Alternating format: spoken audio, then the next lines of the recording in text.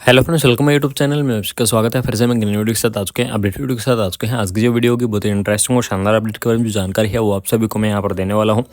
आप सभी के लिए फिर से दिल्ली की तरफ से यहाँ पर जो वैकेंसी है वो प्रोवाइड की गई है और दिल्ली की तरफ से आपको यहाँ पर काफ़ी सारी पोस्ट है। टोटल अगर मैं यहाँ पर पोस्ट के बारे में डिस्कस करूँ तो आपकी 64 आपके यहाँ पर क्या रहने वाली है डिपार्टमेंट, यानी कि 64 डिपार्टमेंट के अंदर आपकी पोस्ट रहेंगी, जिसके अंदर 64 अलग अलग आपके यहाँ पर क्या होने वाले हैं डिपार्टमेंट होने वाले हैं। नर्सिंग फील्ड की अगर मैं यहाँ पर डिस्कस करूँ तो नर्सिंग फील्ड के अंदर आपको यहाँ पर स्टाफ नर्स की पोस्ट है वो आपको यहाँ पर देखने को मिल जाएगी। उसके बाद में जो फार्मासिस्ट की पोस्ट है वो आपको देखने को मिल जाएगी। लैब टेक्नीशियन की पोस्ट है, लैब टेक्नीशियन की पोस्ट आपको देखने को मिल जाएगी। इसी के साथ साथ आपको जो पब्लिक हेल्थ नर्स है, इन सारी की जो पोस्ट है वो आपको यहाँ पर देखने को मिल जाएगी। तो वैकेंसीज के बारे में कंप्लीटली जो इन्फॉर्मेशन है वो आप सभी को यहाँ पर मैं प्रोवाइड करवाने वाला हूँ।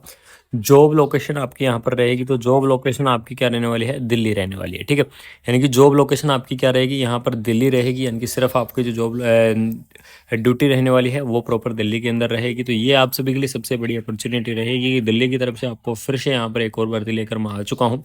तो यहाँ पर देख लीजिएगा, जो हमारी काफ़ी सारी पोस्ट आपको यहाँ पर दी गई है, लेकिन हम बात करेंगे हमारी जो नर्सिंग की फील्ड की जो वैकेंसियाँ हैं उनके बारे में यहाँ पर डिस्कस करेंगे। ठीक है, यहाँ पर देख लीजिए, आप पोस्ट का कोड दिया गया है, डिपार्टमेंट आपको दिया गया है, कैटेगरी वाइज आपको अलग अलग दी गई है, टोटल पोस्ट आपको यहाँ पर प्रोवाइड की गई है। ठीक है, तो यहाँ पर देख लीजिएगा, वेटरनरी से रिलेटेड यानी कि एनिमल हस्बेंड्री यूनिट से रिलेटेड आपको जो वैकेंसी है वो दी गई है। यानी कि वेटनरी वाले अगर मेरे कोई प्यारे साथी इस वीडियो को देख रहे हैं तो वो भी क्या कर सकते हैं, इस वैकेंसीज को अप्लाई कर सकते हैं। उसके बाद में देख लीजिएगा, कैंटीन अटेंडेंट की पोस्ट है, जनरल क्रॉसपोंडेड असिस्टेंट की पोस्ट है, स्टोर कीपर की पोस्ट है, पीजीटी की आपको यहाँ पर पोस्ट देखने को मिल जाएगी। यानी कि आपको सबसे बड़ी इंपॉर्टेंट चीज़ आपको यहाँ पर टीचर की वैकेंसियाँ भी आपको यहाँ पर देखने को मिल जाएंगी।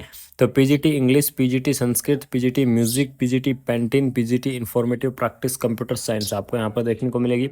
ये सारी पोस्ट भी आपको यहाँ पर दी गई हैं। अगर इससे रिलेटेड कोई मेरा प्यारा साथी देख रहा है तो वो भी क्या कर सकता है, इस वैकेंसी को अप्लाई कर सकता है। डिपार्टमेंट एनडीएमसी के तहत आपको यहाँ पर वैकेंसी दी गई है। ठीक है, उसके बाद में हम नेक्स्ट यहाँ पर डिस्कस करेंगे। देख लीजिएगा, डेंटल मैकेनिकल की पोस्ट है, ईसीजी टेक्नीशियन की पोस्ट भी आपको यहाँ पर दी गई है। ठीक है, अगर कोई ईसीजी से टेक्नीशियन से रिलेटेड कोई कैंडिडेट देख रहा है तो वो भी क्या कर सकता है, इस वैकेंसीज को यहाँ पर अप्लाई कर सकता है। अब जो मैंने बात करेंगे हमारी जो नर्सिंग फील्ड और फार्मासिस्ट और लैब टेक्नीशियन की पोस्ट है उनके बारे में यहाँ पर डिस्कस करेंगे। तो यहाँ पर देख लीजिएगा, लेबोरेटरी असिस्टेंट की पोस्ट है, 22 नंबर की आपको यहाँ पर जो पोस्ट देखने को मिलेगी वो मिलेगी पब्लिक हेल्थ नर्सिंग ऑफिसर। ठीक है, यानी कि पब्लिक हेल्थ नर्सिंग ऑफिसर की जो पोस्ट है वो आपको यहाँ पर दी गई है। किस डिपार्टमेंट के तहत आपको यहाँ पर जो नर्सिंग ऑफिसर की पोस्ट दी गई है, तो एमसीडी डिपार्टमेंट के तहत आपको यहाँ पर जो पोस्ट है वो प्रोवाइड की गई है। अलग अलग कैटेगरी वाइज आपको यहाँ पर पोस्ट दी गई है। तो ये वैकेंसी होने वाली है, परमानेंट वैकेंसी होने वाली है। आप सभी को मैं बता दूँ, यहाँ पर कोई भी जो कॉन्ट्रैक्ट भर्ती नहीं होगी, सिर्फ ये आपकी पब्लिक हेल्थ नर्सिंग ऑफिसर जो वैकेंसी है ये भी आपकी क्या होने वाली है, परमानेंट होने वाली है। ठीक है, उसके बाद में देख लीजिए, बीसीजी टेक्नीशियन की पोस्ट आपको यहाँ पर दी गई है, असिस्टेंट कम्युनिटी ऑर्गेनाइजर की पोस्ट आपको दी गई है। ठीक है, केयर टेकर की पोस्ट भी आपको यहाँ पर दी गई है, नर्सिंग ऑर्डिनरी की पोस्ट है। उसके बाद में नेक्स्ट हम यहाँ पर चलते हैं, जो डाइटिशियन की पोस्ट है, नर्सिंग से रिलेटेड जो नर्सिंग ऑफिसर की पोस्ट है उसके बारे में आपको मैंने बता ही दिया है। देख लीजिएगा, डोमेस्टिक साइंस टीचर की, टीजीटी कंप्यूटर साइंस, यानी कि यहाँ पर टीचर की वैकेंसियाँ भी आपको काफ़ी सारी यहाँ पर उपलब्ध कराई गई हैं। ठीक है, उसके बाद में नेक्स्ट यहाँ पर देख लीजिए, आपको फार्मासिस्ट की जो पोस्ट है वो दी गई है। यानी कि 61 नंबर पर आपको फार्मासिस्ट की पोस्ट आपको प्रोवाइड की गई है।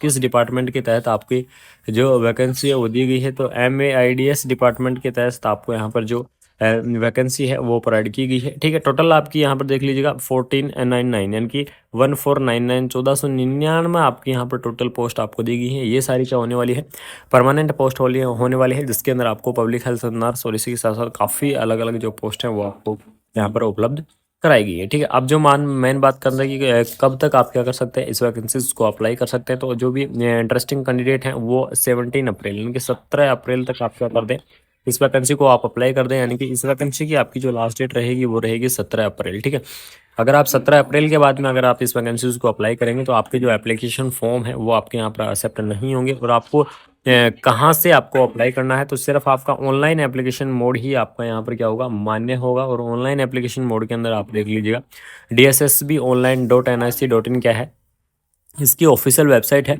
और इसी ऑफिशियल वेबसाइट से जो एप्लीकेशन फॉर्म है वो आपके अप्लाई होंगे। ठीक है, यानी कि DSSBonline.nic.in क्या है, इसकी ऑफिशियल वेबसाइट आपको यहाँ पर दी गई है। ठीक है, उसके बाद में यहाँ पर देख लीजिएगा, नेक्स्ट हम यहाँ पर बात कर लेते हैं कि एडवर्टाइजमेंट नंबर आपको यहाँ पर दिया गया है, सारी क्वालिफिकेशन भी आपको यहाँ पर प्रोवाइड की गई है, ठीक है।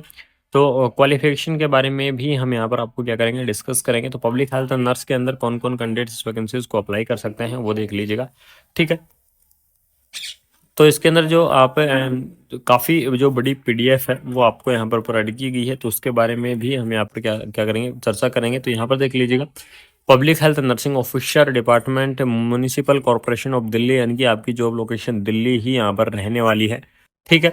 इसके अंदर देख लीजिएगा कौन कौन कैंडिडेट इस वैकेंसी को अप्लाई कर सकते हैं। बीएससी नर्सिंग जो कैंडिडेट है वो इस वैकेंसी को अप्लाई कर सकते हैं। पोस्ट बीएससी नर्सिंग कैंडिडेट इस वैकेंसी को अप्लाई कर सकते हैं। एमएससी नर्सिंग जो कैंडिडेट है वो भी क्या कर सकते हैं, इस वैकेंसी को अप्लाई कर सकते हैं। तो अगर किसी कैंडिडेट मान लीजिए A grade nurse with the training in the public health से अगर कोई कैंडिडेट इस कोर्स को कर रखा है तो वो कैंडिडेट भी क्या कर सकते हैं, इस वैकेंसी को आप अप्लाई कर सकते हैं, ठीक है।